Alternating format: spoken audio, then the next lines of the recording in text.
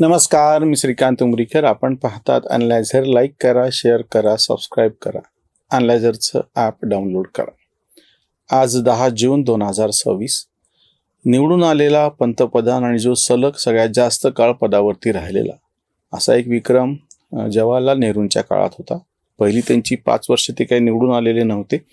प्रांतिक सरकारचं प्रतिनिधी म्हणून इंग्रजांनी सत्ता त्यांच्या हाती दिली होती. फक्त प्रत्यक्ष निवडणूक झाली 52ला आणि 64ला ते जाईपर्यंत हा जो 12 वर्षाचा कालखंड आहे. 4398 असं काहीतरी त्यांचे सगळे म्हणून ते दिवस भरतात.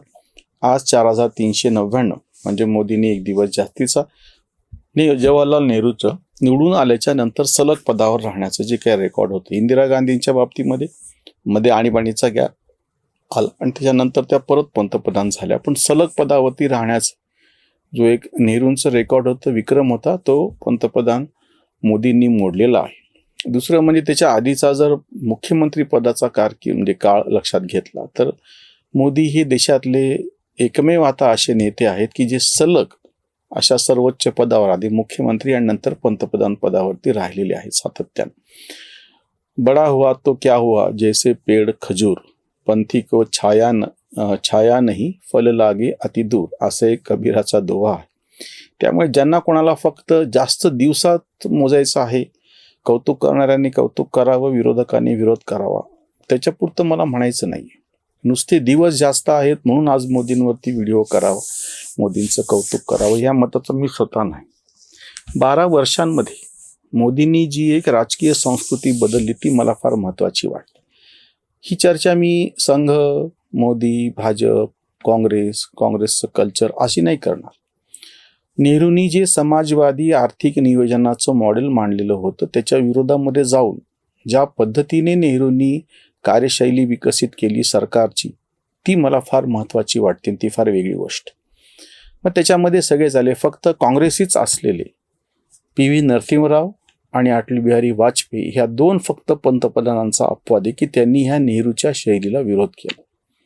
नेहरूंची आर्थिक नियोजनाची, लायसन कोटा, परमिट राजची ही जी शैली होती ती सगळी वेगवेगळ्या पंतप्रधानांनी वेगवेगळ्या मार्गांनी तीच पुढे नेली, विकसित केली.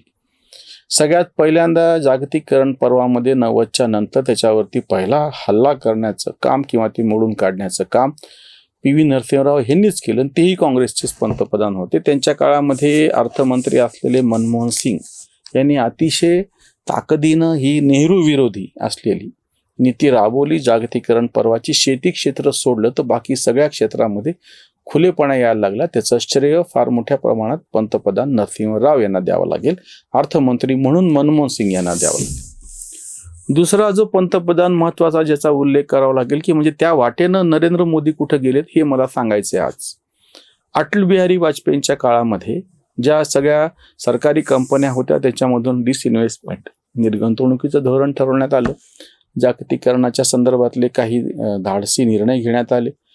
अशा कितीतरी गोष्टी की ज्याच्यामुळे आपल्या भारतातली लायसन कोटा, परमिट राज ही जुनी जी सगळी कळकट व्यवस्था होती नेहरूच्या काळातली, ती खिळखिळी होऊन नवीन काहीतरी निर्माण होण्याचं सुरुवात झाली. हळूहळू त्या दिशेनं पावलं पडायला लागली. काही वेळा अडथळे आले, पण तरी सुद्धा एकूण जी दिशा राहिलेली, शेती क्षेत्र जर वगळलं तर त्याही काळामध्ये ते पुढे जायला लागलं, हे मान्य करायला पाहिजे. दुसरा एक छोटासा फक्त निर्णय आहे, कारकीर्द नाही, पण अणुकरार करण्याची जी एक धाडसी निर्णय मनमोहन सिंग यांनी 2008ला घेतला होता. त्याचा तोटा म्हणून डाव्यांनी त्यांचा पाठिंबा काढून घेतला, पण ते सरकार तरलं कसं बसन. पुढच्या निवडणुकीमध्ये 60-62 खासदार त्यांचे जास्तीचे निवडून आले आणि त्यांच्या जीवा म्हणजे अजून थोडंसं स्थिर असं सरकार आलं. नंतर ते घोटाळ्यांमध्ये अडकलं. इंडिया अगेन्स्ट करप्शनची मुवमेंट अतिशय जोरात सुरू झाली. स्वतः मनमोहन हे काही लोकनेते नव्हते आणि मौन मोहन त्यांना बोललं जायचं. सोनियाच्या हातचं बाहुलं होतं ते. राष्ट्रीय सुरक्षा परिषद नावानं नवीनच एक व्यवस्था करण्यात आली, असंवैधानिक अशी. तिच्या डोक्यावरती सोनिया गांधी त्या निमित्तानं सरकारच्या डोक्यावर जाऊन बसल्या आणि रिमोट कंट्रोल आपल्या हातामध्ये कसे वगैरे वगैरे, हे सगळ्या पुढच्या गोष्टी आहेत. पण मनमोहनच्या सगळ्या कारकिर्दीमध्ये एक ही फक्त चमकदार खुल्या व्यवस्थेच्या दृष्टीनेची घटना होती, अमेरिकेबरोबर अणुकरार केले. आता ह्या पार्श्वभूमीवरती मोदींच्या 12 वर्षाची कारकीर्द तुम्हाला बघावी लागेल. ती फक्त पंतप्रधान नेहरूंपेक्षा किती मोठी आहे, सलग कोण किती पदावरती, हे बाजूला ठेवा. नुसत्या आकड्यातून काही सिद्ध होत नाही. 3-4 फार महत्त्वाच्या गोष्टी आहेत. सगळ्यात पहिली गोष्ट म्हणजे लाल दिव्याचं कल्चर नावाची गोष्ट मोदींनी बंद केली. मंत्री त्याच्या मागं ताफा जायचा, लाल दिव्याच्या गाड्या, त्या शिट्ट्या वाजणार, सगळं आपण ते सगळं चित्र वारंवार बघितलं होतं. जनधनची खाती उघडण्यात आली. आता कोणी किती टीका करो, पण प्रचंड मोठ्या प्रमाणात ही खाती देशभर. त्याच्यानंतर डायरेक्ट बेनिफिट ट्रान्सफर DBT, लाभार्थीच्या खात्यामध्ये सरळ पैसे जमा होण्याच्या बाबतीमध्ये UPI सारखी महत्त्वाची गोष्ट. आणि फार मोठ्या प्रमाणात इन्फ्रास्ट्रक्चरल डेव्हलपमेंट, रेल्वे असो, रस्ते असो किंवा वीज. आता 260 GB पुढं प्रचंड प्रमाणामध्ये जेव्हा विजेची मागणी गेली होती तरीही सर्किट ट्रिप झालं नाही. ही जी ताकद आपण, आणि तेच 2012-13ची गोष्ट आहे. पूर्ण उत्तर भारत 2 ते 3 दिवस कसा अंधारात राहिला होता आणि कसं भयानक घटना घडलेली होती ट्रिपिंगमुळे. ते आपण त्याच्या कितीतरी पट आता विजेची डिमांड गेल्याच्या नंतर सुद्धा ट्रिपिंग झालं नाही.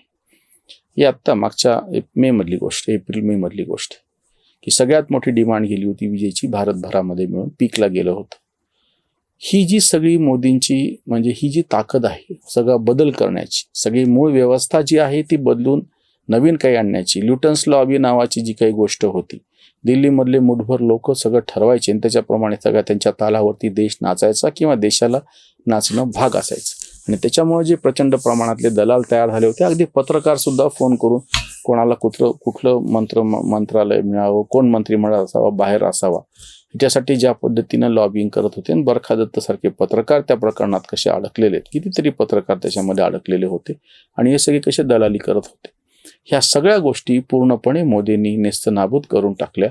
नवीन व्यवस्था आणली. नवीन व्यवस्थेत दोष आहेत का? नक्कीच आहेत. कृषी क्षेत्राच्या बाबतीत आम्ही नेहमीच असमाधान व्यक्त करतो की हे पण सरकार नेहरूंचंच मॉडेल पुढे राबवते म्हणून, पण ते आपण थोडंसं बाजूला ठेवूया. अचिव्हमेंट काय आहेत हे बघत असताना नेहरूइन इकॉनॉमी मॉडेल जे आहे, नेहरूची अर्थनीती जी आहे ते पाडण्याचं काम, उद्ध्वस्त करण्याचं काम सुरुवात पी.व्ही. नरसिंहरावांनी केली. थोडासा प्रयत्न करून पाहिला. नंतरच्या काळामध्ये मनमोहन यांनी पंतप्रधान असताना त्यांना ते जमलं नाही. वाजपेयींच्या काळामध्ये बऱ्यापैकी त्याच्यावरती पुढं काम झालं. पण खरी गती जी मिळाली ती मोदींच्या 12 वर्षाच्या कालखंडामध्ये. सरकार समस्या क्या सुलझाए, सरकार खुद समस्या है, या दृष्टीनं सरकारी हस्तक्षेप कमी करणे, वेगवेगळ्या क्षेत्रातून सरकारने बाजूला होणे आणि खाजगी याला गती मिळणे, संरचना वाढणे, ही सगळी मोठी कामं नेहरूंच्या जे काळामध्ये जे सगळं डबकं होऊन बसलं होतं, साचेबद्ध झालं होतं, हालायला तयार नव्हतं. हिंदू गृह नावानं जो काही विकास दर होता त्याची खिल्ली उडवली जायची, ते सगळं चित्र बदलून व्हायब्रंट इकॉनॉमी आणि सळसळता उत्साह, चैतन्य निर्माण करण्याचं काम मोदींनी केलं. त्या दृष्टीनं मला महत्त्वाचं वाटतं. नुसते दिवस जास्त आहेत म्हणून मी तो कबीराचा दोहा वापरला होता. बडा हुआ तो क्या हुआ जैसे पेड़ खजूर, पंथी को छाया नहीं फल लागे अति दूर. पण इथे मात्र सर्वसामान्यांच्यासाठी शौचालय असो म्हणजे ग्राम स्वच्छता अभियान, त्याच्यानंतर शौचालय, घर तिथे वीज, घर तिथे पाणी, गरिबांसाठीची खाती, अशा योजना असो किंवा बाकी खोलीकरणाच्या पर्वामध्ये जे घेतलेले खुले निर्णय असो किंवा इन्फ्रास्ट्रक्चरच्या बाबतीत रस्ते, वीज, पाणी, रेल्वे ह्याच्यासारखेचे निर्णय असो, ही जी कारकीर्द आहे ती त्या नेहरूइन इकॉनॉमीचं मॉडेल उद्ध्वस्त करणारी, नेहरूच्या आर्थिक धोरणाला जी विकास विरोधी होती ते बाजूला ठेवून नवीन धोरण राबवणारी आहे. म्हणून मला महत्त्वाची वाटते. या सरकारला, पंतप्रधान मोदींना मनपूर्वक शुभेच्छा. इथेच थांबूया. धन्यवाद. कर्मजागृतीचा विधायक बुरुज, Analyzer News.